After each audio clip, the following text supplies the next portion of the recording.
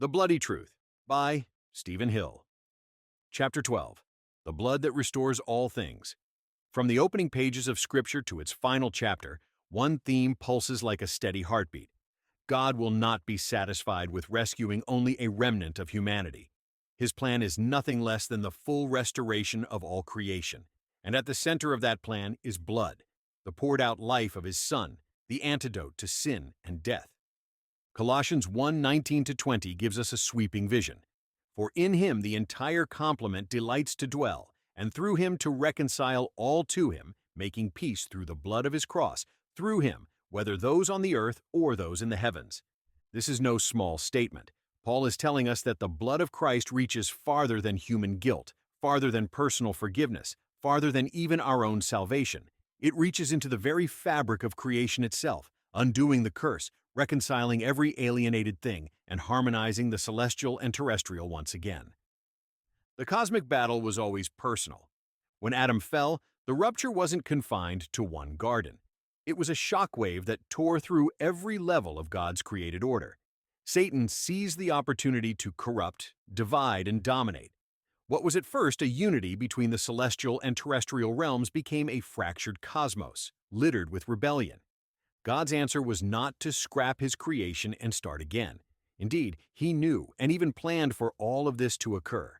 Instead, He determined to heal it from within, beginning with a human race under the curse and ending with a universe made new.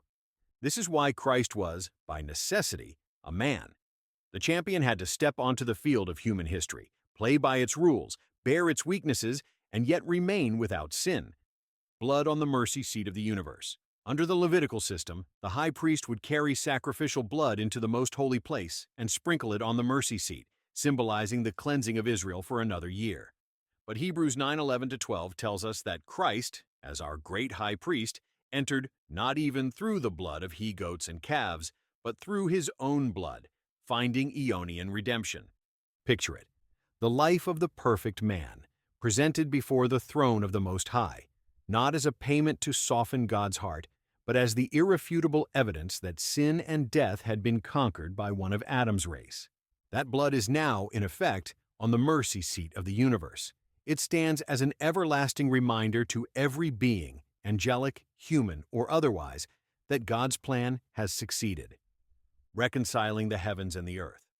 Paul's words in Ephesians 1:9-10 reinforce this picture, making known to us the secret of His will, to head up all in the Christ, both that in the heavens and that on the earth. The blood of Christ does more than rescue us from personal condemnation. It is the instrument through which all divisions, spiritual and physical, are healed. The gulf between the celestial and terrestrial realms is closed. The Most High's authority is not just affirmed, it is universally acknowledged. And in the ages to come, the entire creation will stand as a testimony to this restoration. Every scar of rebellion will be gone. Every shadow of corruption will be dispelled.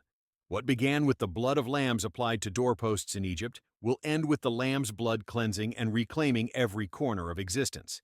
The deliverance of the Hebrews from their bondage in Egypt, as miraculous as it was, will pale in comparison to the far greater exodus that all beings are destined to partake of in the coming ages, as the work which God began through Christ is completed over time, and with our help.